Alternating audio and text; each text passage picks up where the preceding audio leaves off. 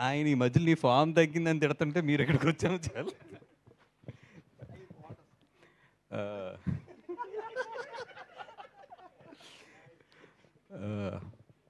మన మీడియా మిత్రులందరికీ ఎప్పుడు మా గీతార్ట్ సినిమా ఉన్నా, GA2 పిక్చర్స్ సినిమా ఉన్నా కూడా మీరందరూ కూడా ఎప్పుడు సపోర్ట్ చేస్తారు.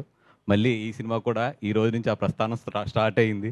మీ అందరికీ తెలిసిందే, ఇక్కడ నుంచి 10-15 ప్రెస్ మీట్లు ఇవన్నీ కూడా ఉంటాయి. సో ఎప్పుడులాగే అన్ని సినిమాలకి మాకు కోఆపరేట్ చేసినట్టు ఈ సినిమా కూడా కోఆపరేట్ చేసి ఈ సినిమాని కూడా జనాల్లోకి తీసుకెళ్లాలని చెప్పి ముందు మా మిత్రులందరినీ కూడా కోరుకుంటున్నాం. అదేవిధంగా అన్ని సినిమాల కన్నా కూడా ఈ సినిమా ఎందుకు ఇప్పుడు నేను బాగా ఇష్టపడుతున్నాను అంటే కనుక, నాకు ఇష్టమైంది ఎప్పుడు కూడా ఫన్. మీరందరూ కూడా చూసుంటారు, ఎంత సీరియస్ విషయంలో ఉన్నా ఏదున్నా కూడా దాన్ని కూడా ఒక ఫన్ కానీ ఒక ఎంటర్టైన్మెంట్ కానీ నేను అరవింద్ గారు మాట్లాడుకుంటూ ఉంటాం ఒక విషయాన్ని.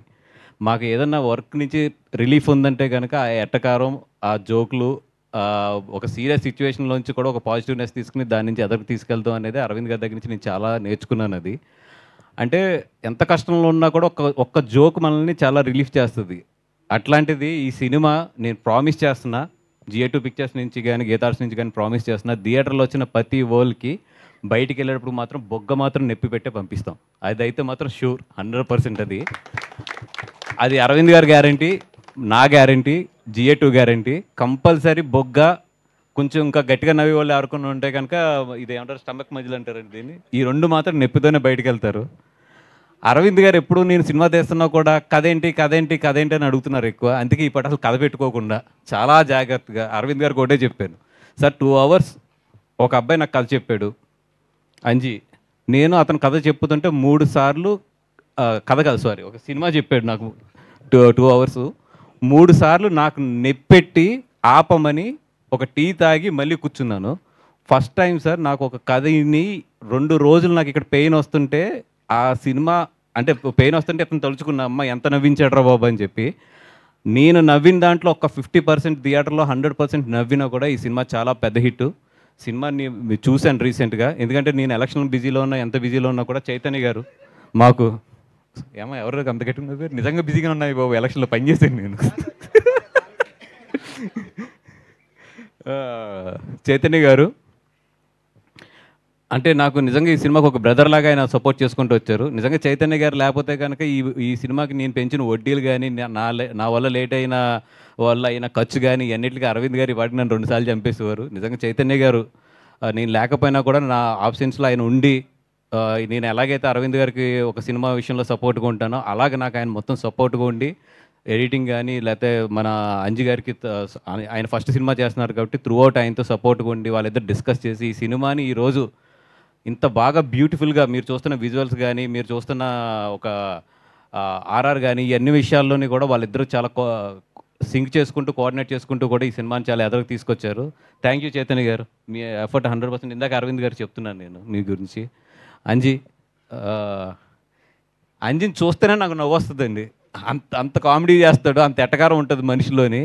ఇంకా స్క్రీన్లో అయితే వాళ్ళ ముగ్గురు మధ్యలో సీన్స్ అయితే 100% థియేటర్లో పడి నవ్వుతారు. దాంట్లో అయితే ఎటువంటి ఐఎమ్ షూర్ ఈ సినిమా 100% బయటకు వచ్చిన తర్వాత ఏదైనా గుర్తుంటుందంటే మాత్రం మీరు నవ్వుకునే ఇన్సిడెంట్లు, అలాగే ఇన్స్టా మేమర్స్ కానీ మేమర్స్ అందరూ కూడా మంచి కంటెంట్ దొరుకుతుంది సినిమాలో. మీరు అందరూ కూడా బాగా చూడండి, మమ్మల్ని బాగా ఆడుకుంటారు కూడా, ఆడుకోండి ఏం పర్వాలేదు.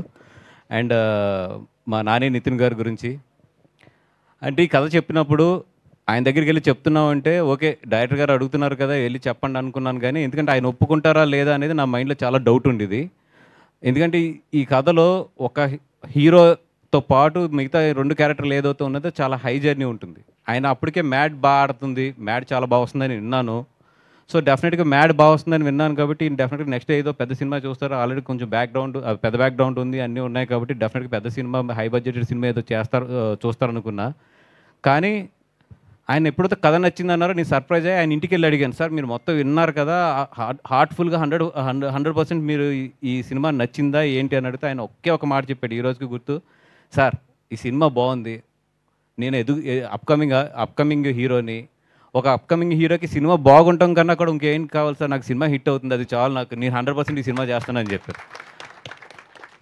ఆ విషయం చెప్తున్నప్పుడు నాకు నిజంగా ఒక సూపర్ ఇన్సిడెంట్ గుర్తొచ్చింది. నాకు రేసుగుర్రం ఇన్సిడెంటు. బన్నీ గారు నేను క్లైమాక్స్ చూసిన తర్వాత ఎవరు అక్కడ ఉన్న ఒక పెద్ద ఆయన, ఒక అసోసియేట్ ఒక ఆయన వచ్చి, సార్ బ్రహ్మానందం గారు మీతో ఈక్వల్గా ఉన్నారు క్లైమాక్స్లో అన్నారు. అంటే ఈయన చాలా అప్పుడు ఏంటంటే ఒక నవ్వు ఉంటుంది బన్నీ గారి దగ్గర. ఆయన నవ్వుతా చాలా సింపుల్గా ఏం చెప్పాడంటే సినిమా బాగుందా లేదా అన్నారు ఆయన. అంటే చాలా బాగుందండి, అయిపోయింది అక్కడితో. అది బ్రహ్మానందం అయినా నేనైనా ఏదైనా కూడా సినిమా హిట్ అయితే చాలు, దట్స్ వాట్, అక్కడి వరకు ఆలోచిస్తానని చెప్పాడు ఆయన. నిజంగా ఆ మాట చాలా పెద్ద మాట. అది ఏంటంటే ఒక ఒక ఎనీథింగ్ దేనికన్నా కూడా ఒక సినిమా అనేది ఎంత ఇంపార్టెంట్ అనేది నిజంగా మరి నితిన్ గారికి ఎలాగ తెలిసిందో కానీ అది చాలా బాగా ఆ రోజు మాట అలా గుర్తుండిపోయింది నాకు. అండ్ ఇంకా ఎదురెదురు చాలా ఫంక్షన్స్ ఉన్నాయి కాబట్టి ఎక్కువ మాట్లాడి bore కొట్టించుకోండి.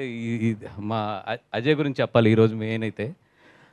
Ajay Arsada missing cinema అనే ఒక సినిమా చూశాను. దాంట్లో ఆర్ఆర్ గురించి నిజంగా చాలా బాగా ఫీల్ అయ్యి నేను ఆ రోజే పిలిచి నేను డెఫినెట్గా నీతో ఒక సినిమా చేస్తానన్నాను. తర్వాత అతనితో చాలాసార్లు మాట్లాడి మొన్న తీసుకొచ్చి ఈ సినిమా ఆర్ఆర్ చేయమని అడిగి అదే ఆర్ఆర్ నచ్చడంతో అతనితో ఇంకో 2 సాంగ్స్ కూడా చేయించుకున్నాం ఇమ్మీడియట్లీ. నిజంగా ఎంత ఎంత హ్యాపీగా ఉందంటే నాకు వర్క్ పక్క రూమ్లోకి తీసుకొచ్చాడు మొత్తం తన సిస్టమ్ అంతా కూడా. మామూలు జనరల్గా ఏంటంటే మేము ఒక ఆర్ఆర్ చేయించుకోవాలంటే కేరళ వెళ్తామో లేదా చెన్నై వెళ్తామో చాలా చాలా ట్రావెల్ చేయాలి, ఆ లాస్ట్ మినిట్ హెక్టెక్స్ ఇవన్నీ ఉంటాయి.